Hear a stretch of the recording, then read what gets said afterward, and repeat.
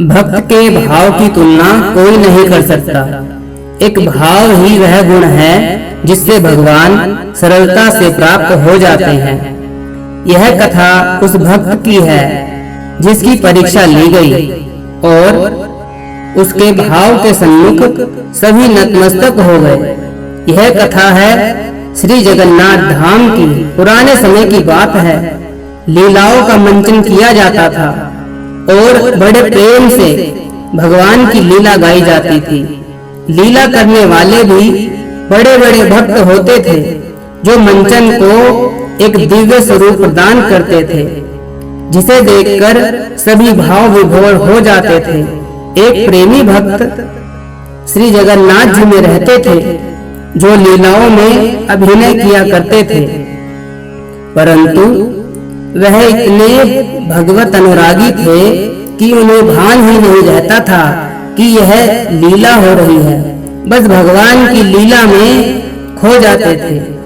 उनका यह व्यवहार देखकर कुछ तो इन्हें परम भागवत जानकर इनका सम्मान करते तथा कुछ इनके भाव को आडंबर बताते थे कि प्रसिद्धि पाने के लिए ढोंग करता है, परंतु इन्हें इस बात का तनिक भी बुरा न लगता। अब वह क्षण आ गया जब इनकी भक्ति भाव से संपूर्ण जगन्नाथ जी महक गया। सुनिए, एक बार होली के अवसर पर भगवान श्री नरसिंह जी और भक्त प्रहलाद की लीला का मंचन किया गया। उन प्रेमी भक्त को भगवान नरसिंह जी का पात्र दिया गया। लीला का मंचन प्रारंभ हुआ। हिरण्यकश्यप ने प्रहलाद को प्रताड़ित करना प्रारंभ किया। यह देखकर जो प्रेमी नरसिंह भगवान बने थे उनका स्वरूप बदलता चला गया और आवेश इतना बढ़ता चला गया कि उन्होंने जो व्यक्ति हिरण्यकश्यप बना वास्तव में उसकी हत्या कर दी। अब चारों ओर हल्ला मच गया। अब उस भक्त को सुधि आई तो मन में ग्लानि आ गई और उसी समय अपने प्राण त्यागने का निश्चय किया।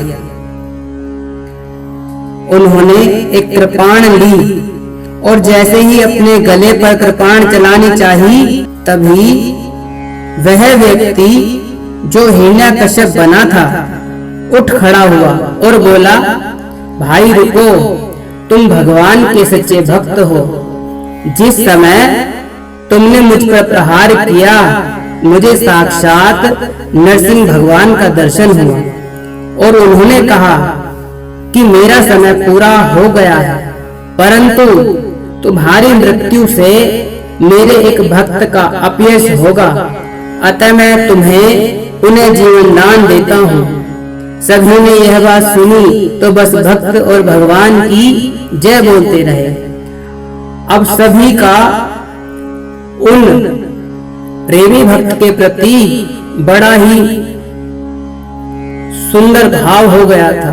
सभी उनको पूज्य नजरों से देखते थे, परंतु कुछ अब भी उस प्रेमी भक्त से ईर्ष्या करते थे। कहते, यह सब इसका पाखंड है।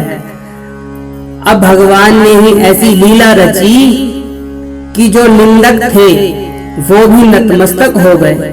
लीलाओं का मंचन होता रहा और अब रामलीला का मंचन प्रारंभ हो गया। जो इनसे ईर्ष्या करते थे उन्होंने कहा, इन्हें दशरथ जी का पात्र देते हैं, तब इनके भाव और आवेश दोनों की प्रमाणिकता हो जाएगी। अब इन्हें श्री दशरथ जी का पात्र दिया गया और श्री रामचंद्र जी के वनगमन के पश्चात यह इतने व्याकुल हो गए कि भगवान के वियोग में अधीर होकर प्राण त्याग दिए और अपने प्रेम को प्रमाणित कर दिया। तभी तो कहा गया है, भावना में भावना तो भावना बेकार है, भावना में भाव तो भव से बेड़ा पार है। भाव वाले भक्त का तो भगवान पर भी भार है, तभी तो होता यहाँ पर ब्रह्म का भी अवतार है।